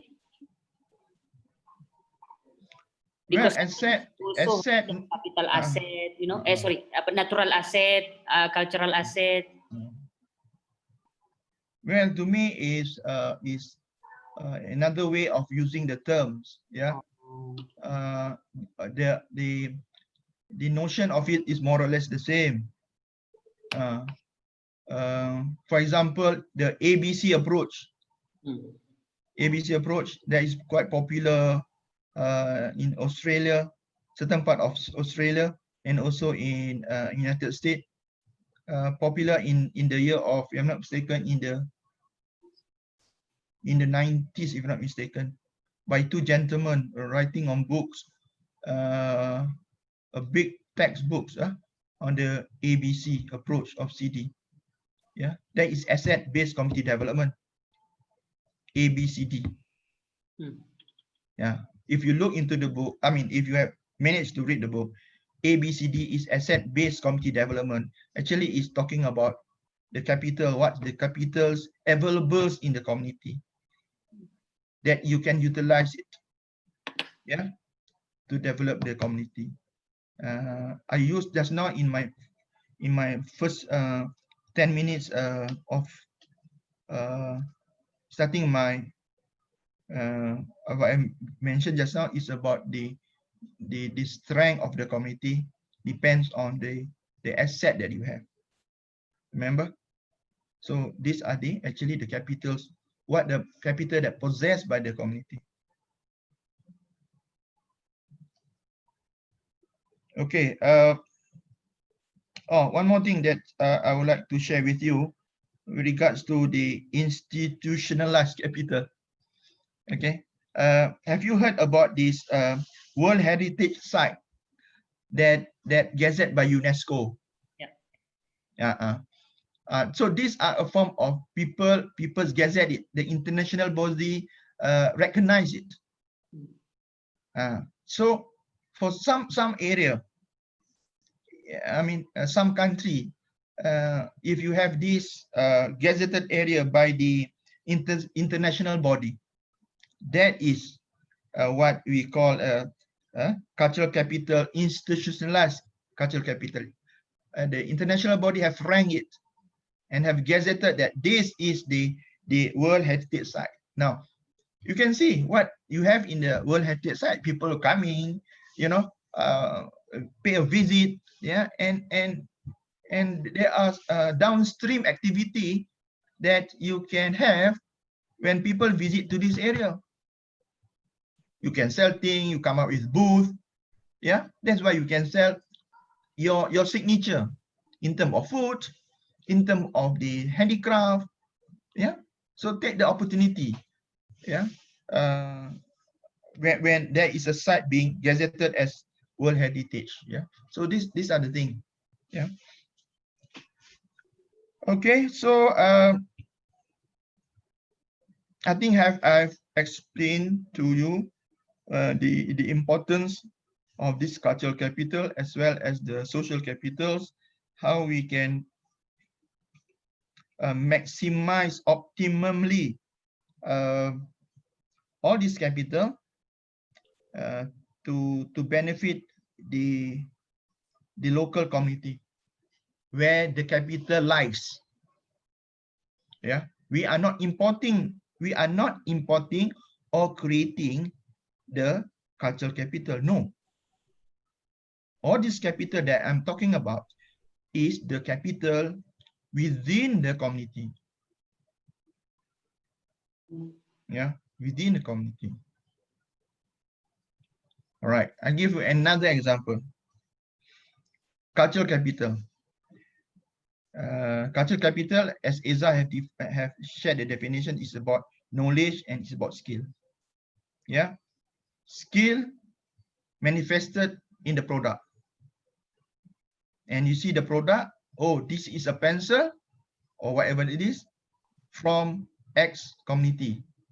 And this pencil or this product is different from the Y community. And this is the identity. And this is your signature, for example. People attracted to go to your community to visit, to see how you craft this one, be a pencil, and we pay the visitors pay to observe the process. And then this is where I say that it become chained into dollars and cents. Okay. Now, the thing that I want to mention is about the indigenous technology. Indigenous technology. Well, it is a between linking between knowledge and skill. That some people in the orang-orang around our area lah. I mean Malaysian, I don't know lah, among Indonesian, but among the Chinese, Korean, and also Japan, they preserve this one, and then they can turn it to dollar and cents. Okay, now I'm trying to say here is about this indigenous knowledge of fermentation. Yeah, people make tapai. You know tapai? Tapai is a tapai. People make this traditional people of process of doing tempeh. Tempeh is a process of fermentation. People making this jeruk. This jeruk apa betul kata? Pickles. Yeah, how they can turn the papaya, yeah, the green papaya or half ripe into pickles that is sweet pickles. So these are the process of fermentation or food processing traditionally is about indigenous knowledge. Yeah, it's about indigenous knowledge. However, when you upscale in the mass production, well, they become something else. It becomes something else. But nowadays, tourism or tourists, they are looking for this a very classical, traditional of doing things, you know. So this again, you can sell. I mean, you can record it and you can showcase it, or rather, you can have a live show of how people making food traditionally on this. I mean, this food processing. So you invite people to come to your village and to learn and to observe. And when you showcase this one, it's not for free. Yeah. So you can pay it. So these are the few things additional to what I've said earlier. So in other words, if you are a community developer, you must be creative enough to observe, to dig in the community, what are the people's have. Yeah, what are the people have that you can put them up in the central stage, meaning to say what you had community have, and then you can turn it into dollar and cent, and that dollar and cent is go back to the people, yeah, who participate in the project, yeah, in the community project that you have. So these are among the I try to relate it again with our topic of community development. Yeah.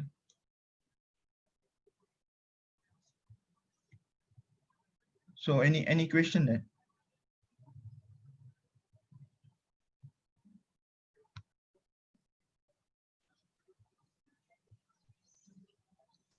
How in China, in your area, Emily, is there any such thing as what we have discussed? Is tourism, local tourism industry taking place in your area, Acrobatic. Emily? Yes. What industry? The tourism industry. Is there is there anything that you know people sell the whatever that you signature that you have in terms of what culture that you have, you sell to the to the tourists when they come to visit your area? Yes. In my country, in my hometown, it's and it's the city of Kung Fu from. Kung Fu? Yeah, Shaolin Kung Fu. The arts defense, martial self-defense. Kung Fu? Yes. Martial art. Yeah. Okay. Yeah. Yeah, it's kind of culture capital. Okay. Other than that? I think China have a lot like tembok besar, the things that people want to visit the place. The Great Wall of China. Yeah. Yes. Yes. Their dances also very traditional one. The costume they're wearing, different region in China will wearing different kind of thing. Yes. I look in the movie. Yeah. I also see that in movie. When I was in America, I bring a costume of Han Dynasty of China and show it to my students. Yeah. And we also every dynasty in China have their own costume. They have different costumes in in different dynasty. And also we have qi pao. What is that? It's kind of dress. The women dress it, and it's tight. It's I can send the pictures later. All right.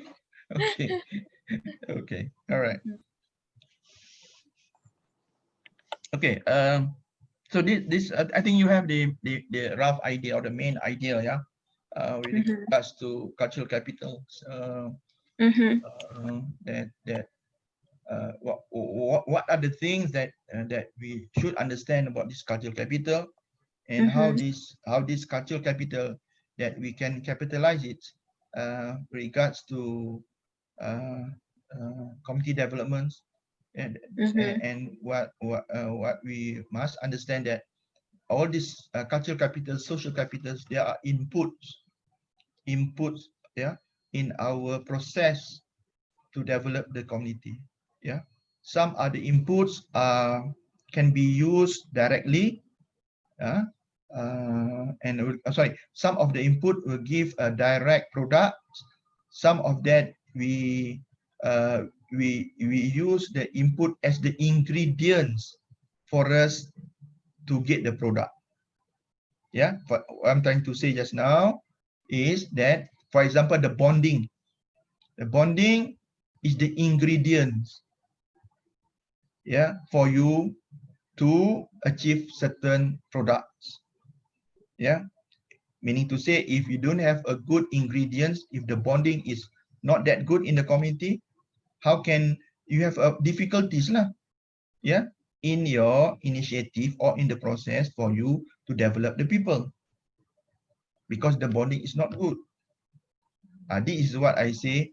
The capital sometimes can become the ingredients, but some capital it become the input for you, direct input for you to sell the product. Can, for example, if you have the arts, the community arts just now, the products that the people have, because they have the skill to produce something. So they produce something, so you directly can sell. Yeah, if they are goods in making costume, for example, traditional costume, because they have that community have that skill. Other people don't have that skill of producing that particular costume. Yeah, so once you make the costume, you can sell it. Yeah, so this is what I call by direct. You can sell it, produce it, and you can sell it directly. Yeah, and give money to the community again.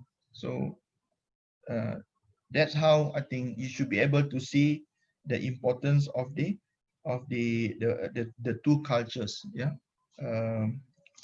social capital as well as the cultural capitals. So is there any question on these two capitals? Next week we can see, we can hear the natural capital. Yeah, there's more to say actually. Yeah, natural capital. How can we capitalize this natural capital for the betterment of the people, and also the built capital. Yeah, the built capital to me is just like a social capital. Whereas the natural capital, if the community are creative enough, it can become a cultural capital, ready to sell. Yeah, ready to sell. So so next week is going to present on the next. Novi. You are Novi. Novi. No, Novi on the. Oh, okay, Novi. Okay, all right. Okay, I think. Is there any more question? Emily Is asked, social? is social and cultural capital as an input and then economic capital as output? For me, maybe yes. And also output, just not economic. Maybe our attitude also can change our rightness, our stand, our Yeah. attitude. Iza, you asking me or what? No, Or you make a Emily, statement? I give my own opinion about Emily asked this question, but I think that's on my top. Oh, okay. Economic capital as an output, but other than economy, I think maybe people can gain something else, such as the attitude become better at the end of. Well, attitude. If you can refer back what Iza have defined just now or classified in social capital, they divide into two just now. One is the subjective elements and the one is objective elements. And this, in the subjective elements, the example is about norms and values. Yeah, norms and values. So if we want to add on the attitude, yeah, attitude as the subjective social capital, I think it easily fit. Yeah, attitude of the peoples. Yeah, some community, they have a negative attitude. Yeah, most of the time have negative attitude. Then they don't have a always have a skeptical mind. Yeah, that is what we call a negative attitude. Again, it's a problematic for you.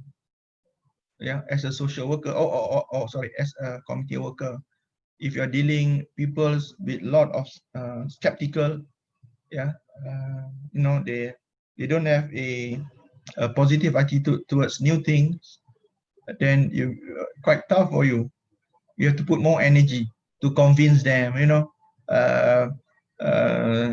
to call them to join your initiative. You have a tough time simply because they are a kind of people reluctant to accept changes. Yeah, some people are like that. Some community are like that. They simply refuse to accept new things due to their poor attitude. That is also give some drawback lah to you. Yeah, to push them. Yeah, there are people like that. Yeah, they are not open. They are not open to transformation. They are not open to new things. You will remember in our last presentation, Moon present on. Remember what they said, on the different level of people acceptance. Yeah, the laggards, those are refused. The majority, the early adopters. Remember those terms in the theory of I think Mahinda, you are well versed on that, on the what they call extension theory. Yeah, the people respond to a change. Yeah, so I think yeah, easily can be put as social capital also, with regards talking about attitude just now. Yeah.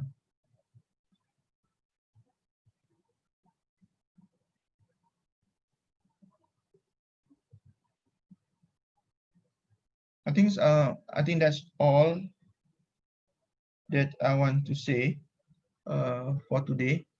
I hope you gain something to open your horizon on understanding the social capital and the cultural capital with regards to our course, yeah, about community development. Yeah. So our concluding remark is that the two capitals as input in community development. Some will give a direct output, but some we use it as ingredients, yeah, in our process to develop the community. Yeah. Okay. Thank you to all. So Iza, you can share your PowerPoint with the groups, and as usual, there is a simple write up. Yeah, not only the PowerPoint that you present is that's one thing. A simple write up on the topic. Yeah, as I said that this will be part of your assignment lah, exercise, yeah, in the second evaluation. Don't forget to email to me. Mahinda, I have received yours, but the write up is. Did you email me the write up as well, Mahinda? Yes, Prof. I have already sent it. Okay. I saw your PowerPoint. Okay. Thank you to all. See you next week.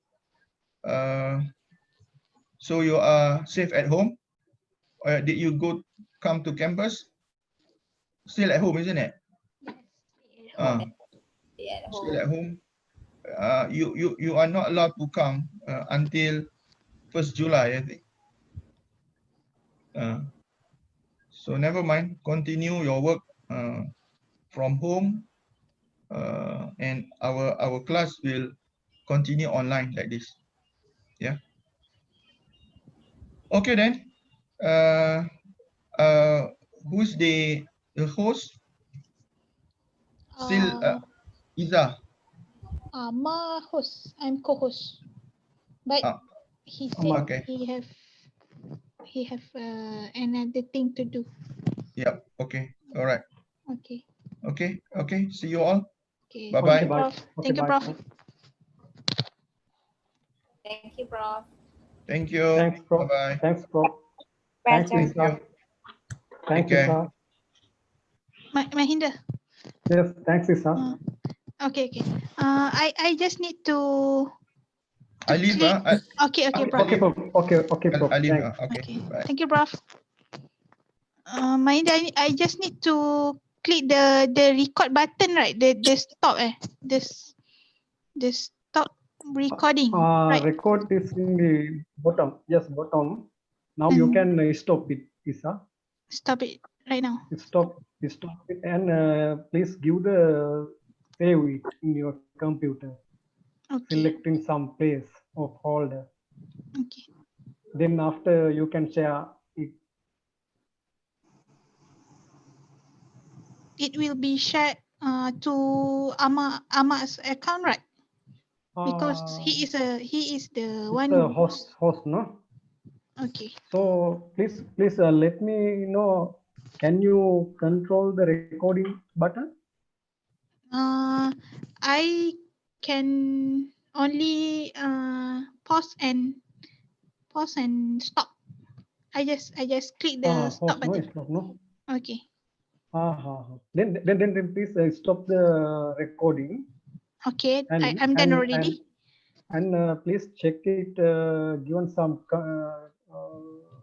text to save it. It said that. Can you find it? No. To save your recording in some cloud places in your computer. In a cloud. Then I think then it can be done by Amar, no? Because he is the main host. Okay. So I just need to stop the recording, right? Then Amar will get it automatically. Hello? Hello? Can you hear me? Hello? Isa? Yeah. Can you hear me?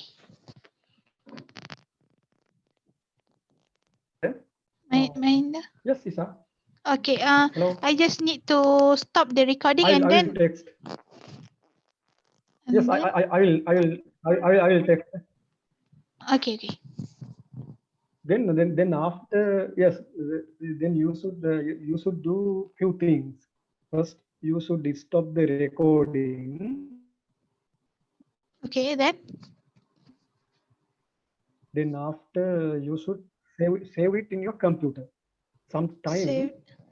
in the beginning, Yeah. you maybe give command to save it in your computer. Then it is automatically saved at the particular place. Okay. Sometime Amar maybe give the command to save it. Oh, okay.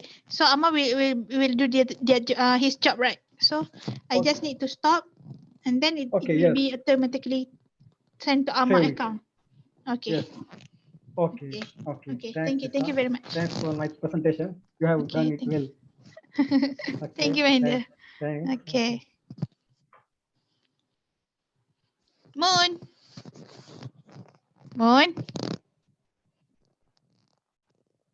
Ya, boring boring gila. Oi, live kat YouTube. Live kat YouTube kot Mun tengok tadi. Mun tengok YouTube punya. Sebab Okay. Amma dah biasa ni kot. Nah, kita biar je kan?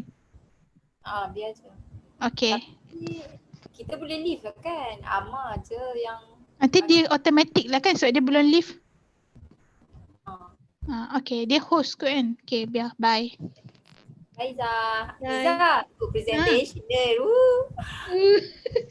Okay, bye Moon. Thanks. Slide dia Banyak- kat ni Apa? Izzah cerita kat Google slide template tu.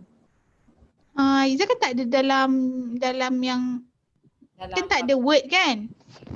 Izzah guna WPS kan? So dia kena macam cari sendiri, kena download dulu. Maksud dia cari yang tu lah kan, PowerPoint template tu kan. Yang free tu. Okay. Bye Okay. Izzah. Bye Moon. Thank you. Yeah. Salam.